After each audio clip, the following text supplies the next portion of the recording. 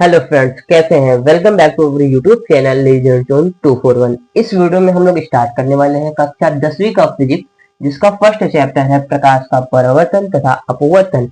इस चैप्टर में कुछ आपका सबसे पहले छोटे छोटे शब्द है, जिनकी छोटी छोटी परिभाषाएं हैं। चलिए उसको समझ लेते हैं, फिर अगला जो हम पढ़ेंगे प्रकाश का परावर्तन, उसको समझने में थोड़ा आसान होगा। जिससे पहले आइए इन सबके हम डेफिनेशन समझ लें। तो चैप्टर का नाम ही है प्रकाश, तो प्रकाश का मतलब तो समझ लें, डेफिनेशन क्या होगा। देखिए, प्रकाश की अगर डेफिनेशन की बात करें, प्रकाश वह कारक या कारण है जिसके कारण हम वस्तुओं को देख सकते हैं। एकदम सिंपल सा है, इसमें समझाने लायक कुछ है भी नहीं, तो मैं आपको क्या समझाऊं। दोबारा बाकी आप वीडियो देख लो अगर नहीं समझ आया तो। अब आइए आगे समझते हैं प्रदीप्त तथा अदीप्त वस्तु, ये समझने लायक है। देखिए, प्रदीप्त वस्तु क्या है? वे वस्तुएं जिनमें स्वयं का प्रकाश होता है प्रदीप्त वस्तुएं कहलाती हैं। जैसे आपका सूर्य, बल्ब, चिमनी, लालटेन, मोमबत्ती इत्यादि। अदीप्त वस्तुएं ठीक प्रदीप्त वस्तुओं का उल्टा, वे वस्तुएं जिनमें स्वयं का प्रकाश नहीं होता है अदीप्त वस्तुएं कहलाती हैं। ज्यादातर वस्तुएं सब अदीप्त ही होती हैं, जैसे ये मार्कर, ये शर्ट, टी शर्ट, ये घड़ी, मैं यहाँ तक कि खुद, सब प्रदीप्त वस्तु के माध्यम से ही दिख रहे हैं। तो ये हो गया आपका अदीप्त वस्तु, जिनमें स्वयं का प्रकाश नहीं होता। अब समझते हैं प्रकाशिक माध्यम। प्रकाशिक माध्यम जो होता है वो आपका तीन प्रकार का होता है: पारदर्शी, अपारदर्शी या पारभासी। वह माध्यम जिसमें प्रकाश का पूरा भाग आर पार चला जाता है उसे हम पारदर्शी माध्यम कहते हैं, जैसे स्वच्छ जल, कांच etc। अब समझिए अपारदर्शी क्या है? वह माध्यम जिनमें से प्रकाश का आंशिक भाग भी आर पार नहीं जा पाता उसे अपारदर्शी कहते हैं। मतलब कहने का ये है कि ऐसा माध्यम जिसमें से प्रकाश आर पार नहीं जा सकता। जैसे ये मार्कर है, अगर मैं यहाँ पे टार्च दिखाऊं तो ये क्या इसके आर पार कोई, मतलब इसके पार में टार्च की जो रोशनी है, किरणें जाएंगी? नहीं जाएंगी। तो ये आपका अपारदर्शी माध्यम होगा। जैसे ये मेरा हाथ है, अगर मैं यहाँ टार्च दिखाऊं तो इसके उधर लाइट जाएगा? नहीं जाएगा। तो ये हो गया अपारदर्शी माध्यम। अब समझते हैं पारभासी। जिस माध्यम से प्रकाश का आंशिक भाग ही आर पार जाता है उसे हम पारभासी कहते हैं। जैसे तेल लगा हुआ कागज, अगर आप उसमें टार्च दिखाओगे तो हल्का सा इधर आपको रोशनी दिखेगा।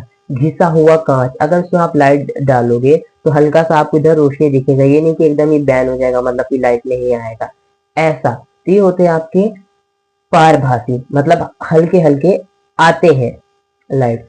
अब समझते हैं प्रकाश किरण क्या है। प्रकाश एक बिंदु से दूसरे बिंदु की ओर जिस ऋजु रेखीय मार्ग से होकर जाता है उसे हम प्रकाश किरण कहते हैं।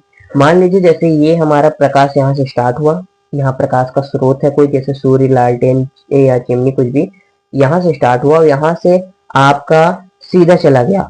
और ये कैसे गया? इस मार्ग से, इस ऋजु रेखीय मतलब सीधे मार्ग से होकर गया। तो इसी को हम लोग क्या कहेंगे? प्रकाश किरण कहेंगे, प्रकाश किरण। अब समझिए प्रकाश पुंज क्या है। प्रकाश किरण और पुंज अलग होता है, ठीक है? ये एक नहीं है, मैंने भले कोष्ठक में लिख दिया हूं। देखिए प्रकाश पुंज क्या होता है? प्रकाश की किरणों का समूह प्रकाश पुंज कहलाता है। एकदम सारे में वर्ड लिखे हुए हैं, सब एकदम सिंपल से। अब देखिए जो प्रकाश किरण पुंज होते हैं वो आपके तीन प्रकार के होते हैं। आइए समझते हैं।